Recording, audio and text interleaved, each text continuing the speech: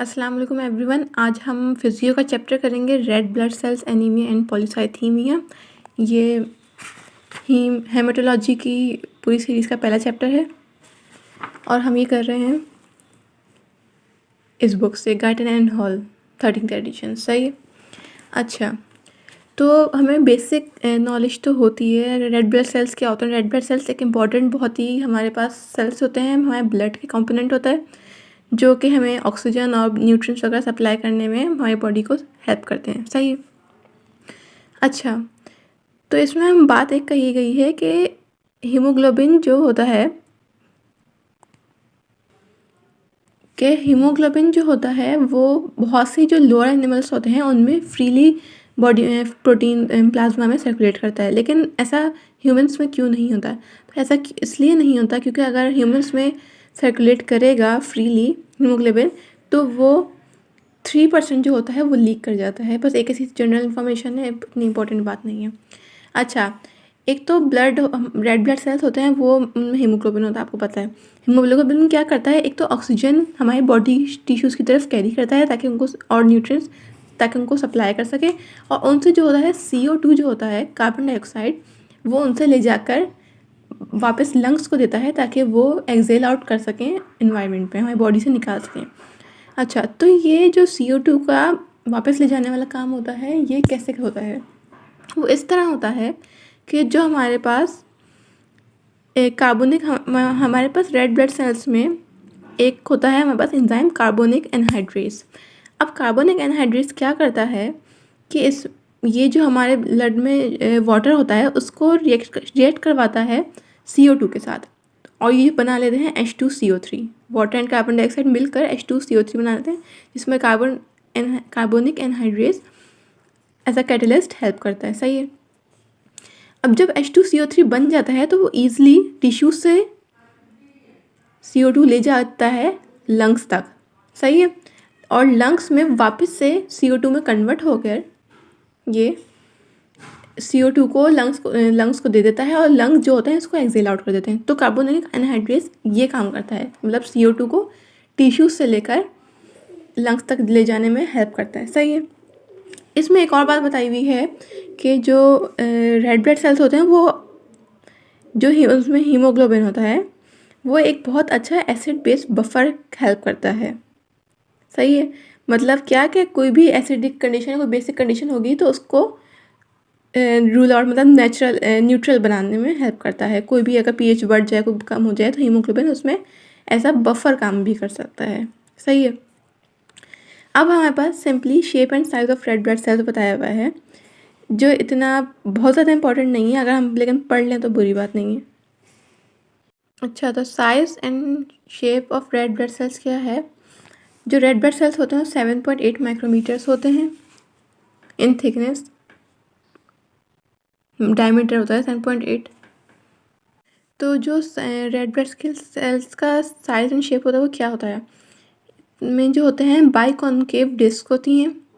Diameter इनका 7.8 micrometres होता है, और इनकी 2.5 मीटर जो होता है थिकनेस होती है।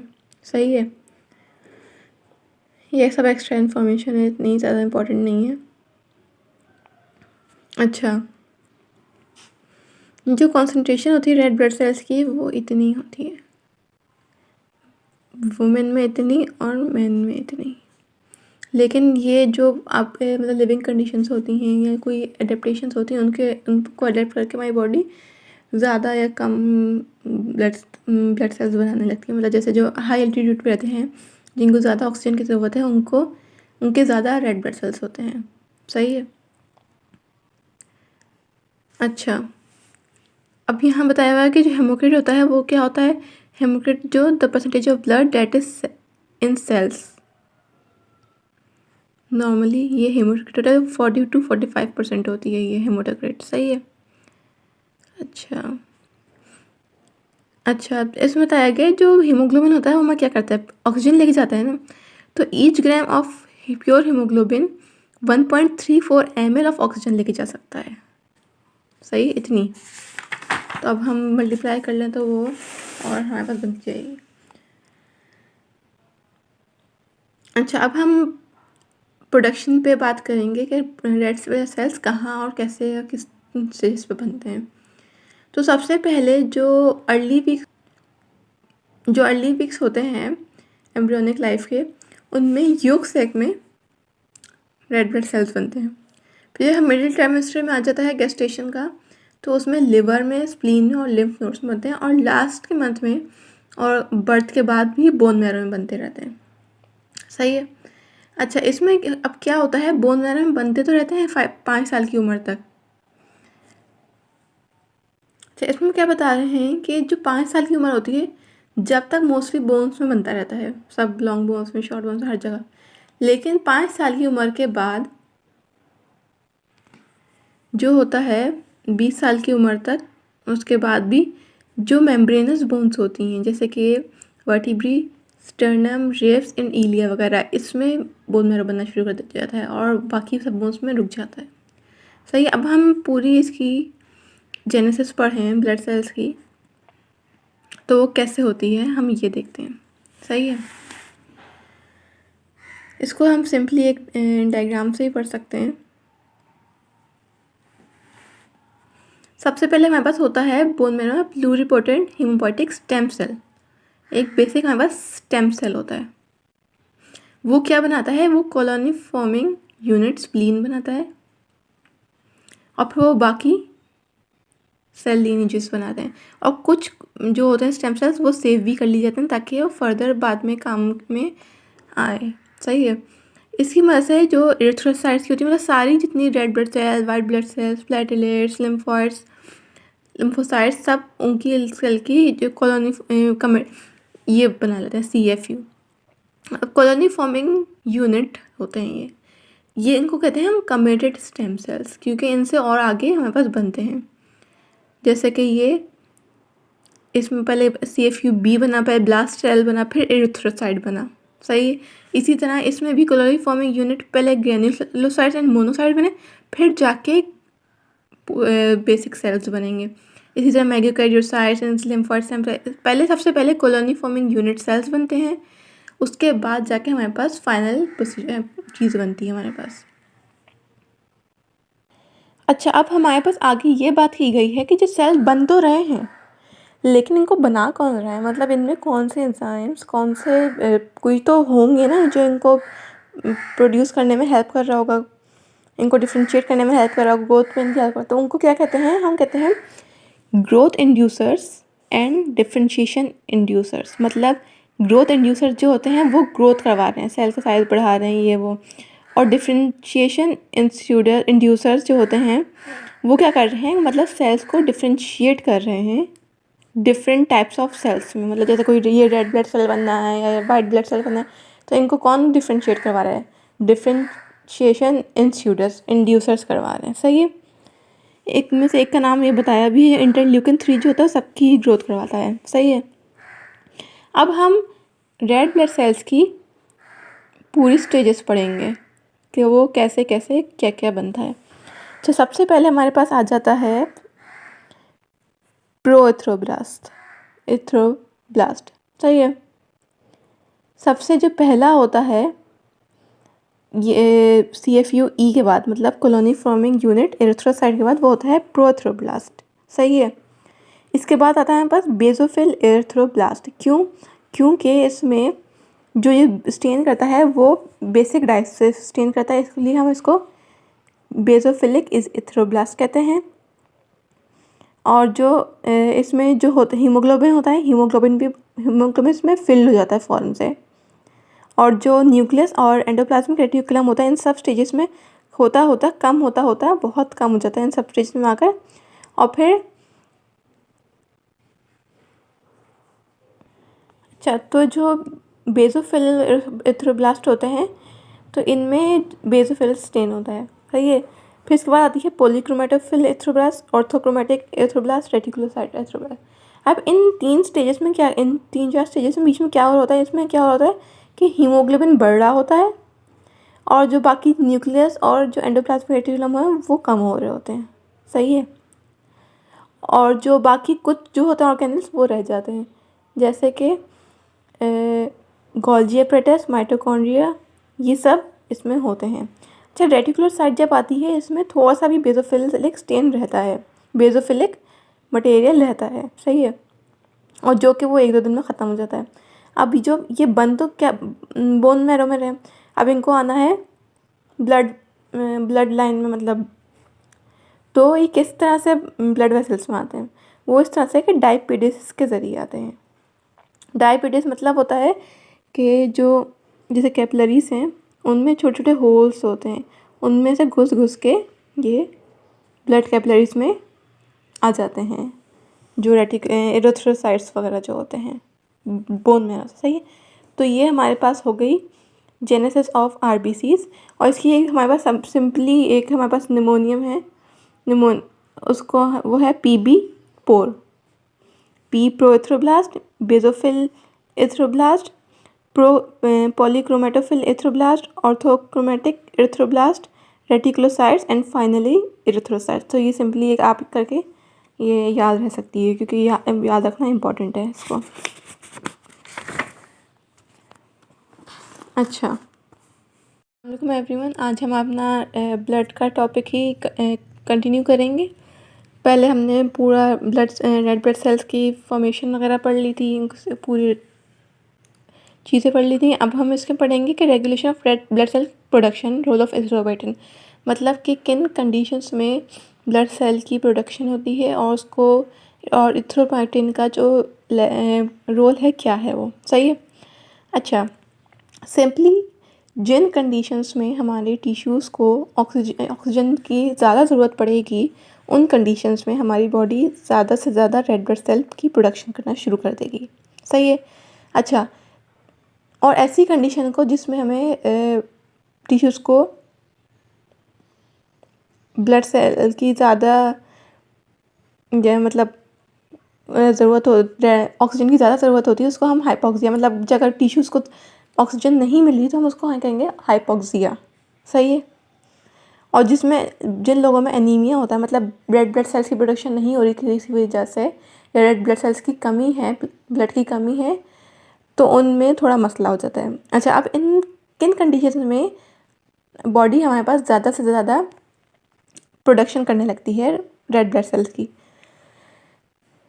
वो कंडीशन होती हैं या तो हाई एल्टीट्यूड होता है, या तो वेरियस डिजीज़ होती हैं सर्कुलेशन की, सही है। अब हाई एल्टीट्यूड कैसे, हाई एल्टीट्यूड में ऐसे होता है कि मतलब जब हम किसी ऊंची जगह पे जाते हैं, मतलब जैसे पहाड़ों वगैरह पे जाएंगे, पहाड़ी इलाके में, तो वहाँ ऑब्वियसली ऑक्सीजन थोड़ी कम मिलती है, इस वजह से हमारे जो टिश्यूज़ होते हैं उनको ऑक्सीजन कम मिल रही होती है, तो हमारी बॉडीज़ को सिग्नल पहुँचना शुरू हो जाते हैं कि भाई हमारे पास ऑक्सीजन कम हो गई है और आप ज़्यादा से ज़्यादा ऑक्सीजन बनाएं। तो पूरे हमारा बॉडी जो होती है हमारी रेड ब्लड सेल्स बनाने में मशगूल हो जाती है, कि ताकि हमारे पास ऑक्सीजन की ज़्यादा देर कमी ना रह सके, क्योंकि बहुत से हमारे पास ज़्यादातर हमारी पूरी बॉडी के बहुत से ऑर्गन्स हमारे पास फ़ौरन से मरना शुरू हो जाते हैं अगर ऑक्सीजन ना मिले तो, सही है। अच्छा, अब हमारे पास सेकंड जो हमारे पास कंडीशन है वो है डिजीज़ ऑफ द सर्कुलेशन, मतलब ऐसी कंडीशन जिनमें कोई सर्कुलेशन में कोई मसला आ जाए कि ब्लड फ्लो ना हो सके, ब्लड फ्लो कम हो जाए, जिसकी वजह से हमारे पास टिश्यूज़ को ऑक्सीजन ना पहुंच रही हो, तो वो कौन सी कंडीशन होती है, तो कार्डियक फेलियर होता है या तो लंग डिजीज़ होता है। लंग डिजीज़ मतलब अगर कार्डियक फेलियर हो गया, हार्ट पंप नहीं कर पा रहा ब्लड, टिश्यूज़ को इतना ब्लड नहीं पहुंच पा रहा, मतलब पहुंचना चाहिए था फॉर एग्जांपल 1 लीटर, लेकिन पहुंच रहा है हमारे पास 0.5 ml, तो ऑब्वियसली कम हो गया ना, हाफ किसी टिश्यू को पहुंच रहा है, तो हमारी बॉडी क्या करेगी कि उसको हम बॉडी फिर से प्रोडक्शन ज़्यादा से ज़्यादा स्टार्ट कर देगी रेड ब्लड सेल्स की, ताकि हमारी टिश्यूज़ को ज़्यादा से ज़्यादा ऑक्सीजन पहुंच सके। अब ये तो बात हो गई कि प्रोडक्शन की, लेकिन प्रोड्यूस करवाता कौन है, वो प्रोड्यूस करवाता है हमारे पास एरिथ्रोपोइटिन, एक हमारे पास ये होता है हार्मोन, जो किसी भी हाइपोक्सिया की कंडीशन में हमारे पास रेड ब्लड सेल की प्रोडक्शन शुरू करवा देता है। अब जो एरिथ्रोपोइटिन होता है वो होता कहाँ है हमारी बॉडी में, एरिथ्रोपोइटिन होता है हमारे पास किडनीज़ में, सही है, किडनीज़ में होता है, सही है, और थोड़ा सा लिवर में भी होता है। अच्छा, कहते हैं कि फाइब्रोब्लास्ट लाइक इंटरस्टिशियल सेल्स होते हैं, उनमें ये एरिथ्रोपोएटिन वहाँ से रिलीज़ होता है। सही है। अब होता कैसे है कि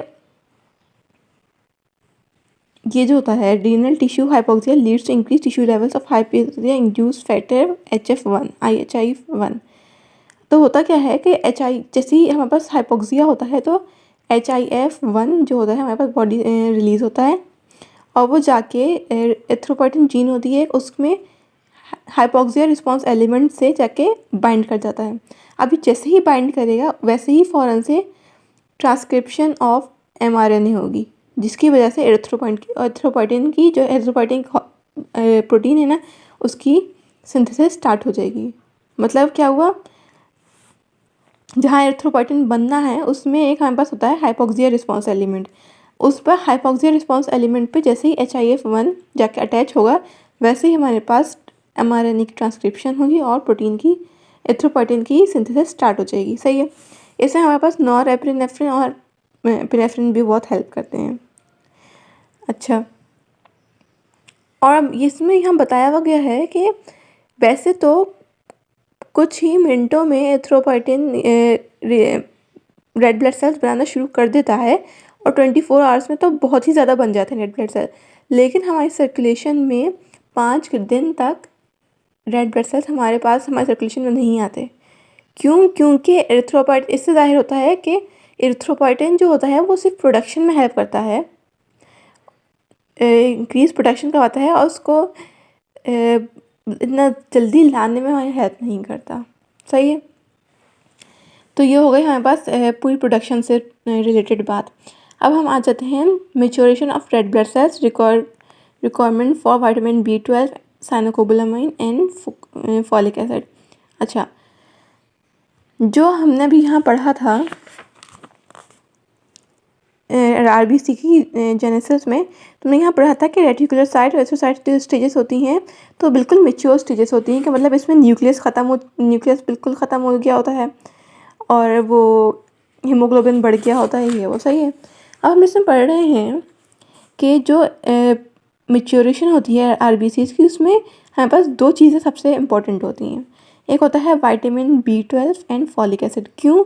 क्योंकि ये सिंथेसिस ऑफ DNA में बहुत हमारे पास इम्पोर्टेंट होता है। मतलब अगर ये नहीं होंगे तो हमारे पास DNA नहीं बनेगा और हमारे पास DNA नहीं बनेगा तो ऑब्वियसली हमारे पास DNA हर चीज़ का एक बिल्डिंग ब्लॉक है, DNA हर चीज़ का ज़रूरी होता है।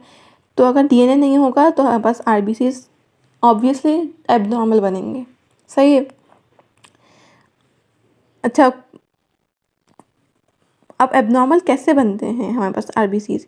ऐसे बनते हैं कि एक तो पहली बात बहुत बड़े होते हैं, मैक्रोसाइटिक होते हैं। सही है।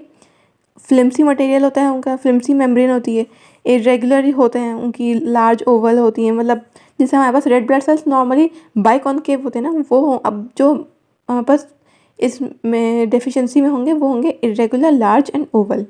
सही है। वैसे तो ये ऑक्सीजन डिलीवर कर सकेंगे लेकिन क्या होगा कि बहुत ही कम टाइम के लिए होंगे, कम टाइम के लिए ऑक्सीजन कैरी कर सकेंगे और जिसकी वजह से बहुत ही जल्दी इनमें से ऑक्सीजन रिमूव हो जाएगी। सही है।